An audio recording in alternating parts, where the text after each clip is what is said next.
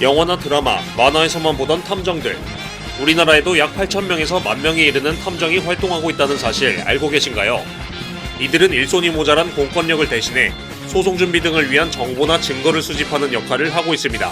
다만 우리나라에선 탐정하면 음지에서 불법적으로 정보를 수집하는 부정적인 인상이 떠오르는 것도 사실인데요. 실제 탐정을 만나 어떤 일을 어떻게 수행하고 있고 다른 불법적인 업체들과는 무엇이 다른지 물어봤습니다. 안녕하세요. 저는 김수환입니다.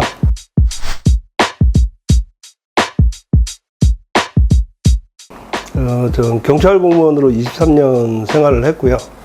강력 형사를 한 21년 정도 한 것 같습니다. 명예퇴직 후에 현재는 탐정 회사를 운영하고 있고요. 또 유튜브 형사탐정대다라는 유튜브도 운영을 하고 있습니다.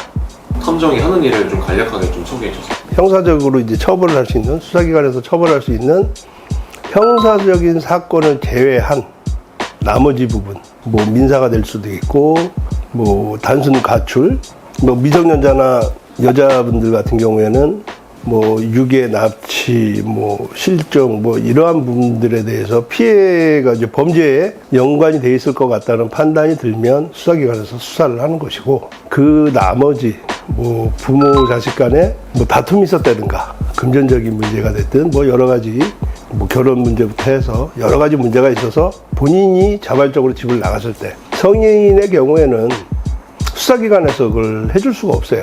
찾아줄 수도 없고. 또 한편으로는 쉽게 얘기해서 산업 스파이, 국가에 피해가 가는 뭐 이런 상황들이 생길 경우에는 당연히 수사기관에서 수사를 하고 다 해요.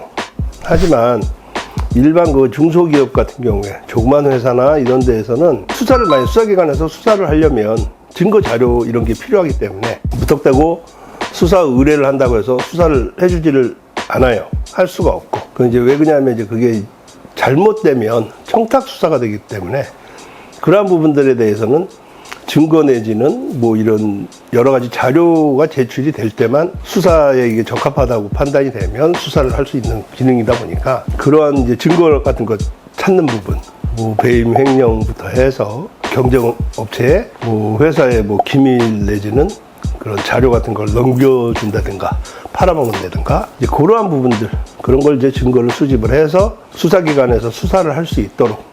그런 불법적인 의뢰가 들어온다면 좀 어떤 식의 요구를 보통 하는 거예요? 제가 좀 황당하게 좀 의뢰를 받았던 게 식조, 그러니까 자금 세탁이죠.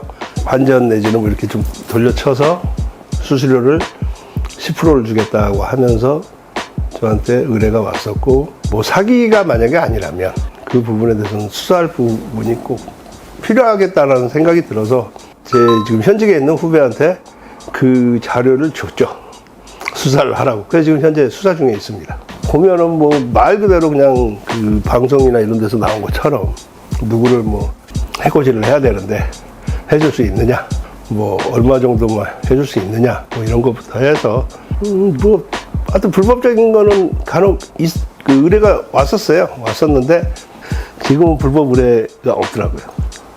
그럼 이 일을 할 때 아무래도 뭐 어떤 권한이 있는 상태가 아니다 보니까 네. 합법과 불법의 경계에서 좀 아슬아슬 하실 것 같아요. 왔다 갔다 좀 하실 것 같은데 실제 좀 어떤지 궁금합니다. 옛날 형사들 시절로 돌아가는 것 같아요. 정말 발로 뛰고 실제로 따라다니고 뭐 말 그대로 뭐 위치 추적기나 뭐 이런 거에다 부착하고 이런 불법이 되기 때문에 미행을 해도 뭐 차량 미행을 해도 한 대가 아닌 뭐 몇 대가 같이 뭐 따로따로 해가지고 실질적으로 미행을 하게 되고 뭐 진짜 잠복도 해야 되고 뭐 기다리고 뭐 지켜봐야 되니까.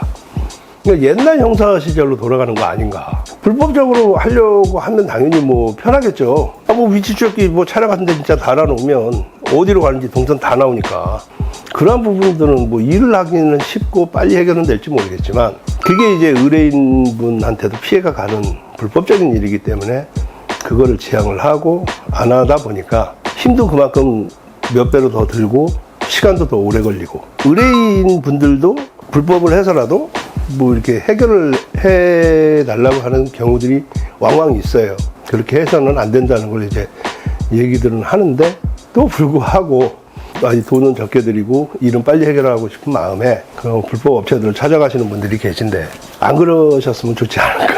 불법 업체들이 하는 좀 불법적인 그 것들이 좀 어떤 게 있나요? 많아요. 뭐 말 그대로 뭐 작년에 그 송파 사건처럼 집 주소를 뭐 불법적으로 알아내가지고 조회를 해서 알아낸다든가 뭐 아니면 핸드폰 같은 경우에 뭐 그것도 저 위치 다 빼고 뭐 자료 같은 것도 다 뺄 수도 있고 뭐 핸드폰 번호로 뭐 조회를 해서 뭐 한다든가 뭐 사진 같은 거 많아요. 불법은 불법은 많아요.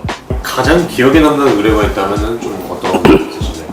회사 대표가 저한테 이제 상담 의뢰를 해서 의뢰 내용은 뭐냐면 회사 내에 연구 이제 그 고위직이죠. 임원급의 이제 고위직에 있는 사람이 경쟁업체에 자기들 회사의 기밀이라고 해야 될까? 프로젝트라고 해야 될까?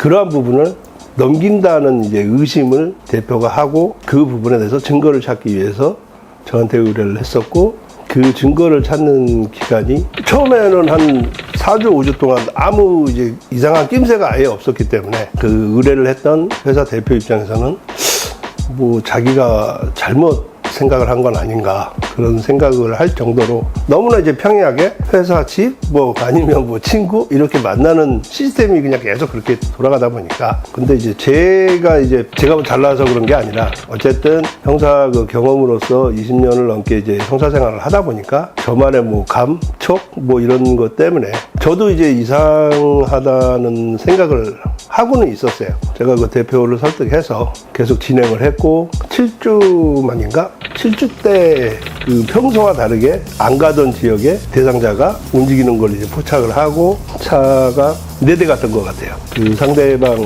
그 대상자가 만난 그 상대방들 2명을 사진 촬영을 하고 차량 뭐 이런 거 확인을 하고 대상자가 만났던 사람들 2사람을 또 다 추적을 해서 주거지를 확인을 하고 다음날 새벽에 만났던 사람들 2사람 집에 직원들이 또 가서 아침에 이제 출근을 하는 회사에 들어가는 것까지 다 확인을 하고 그 의뢰를 했던 대표를 만나서 얼굴이랑 그런 증거되는 부분을 보여주니까 경쟁업체의 임원이라는 걸 그 대표가 확인을 했고 대표는 그거를 증거 삼아 수사기관에 의뢰를 했고 대상자는 구속이 됐죠. 그건 이제 잘된 사례죠.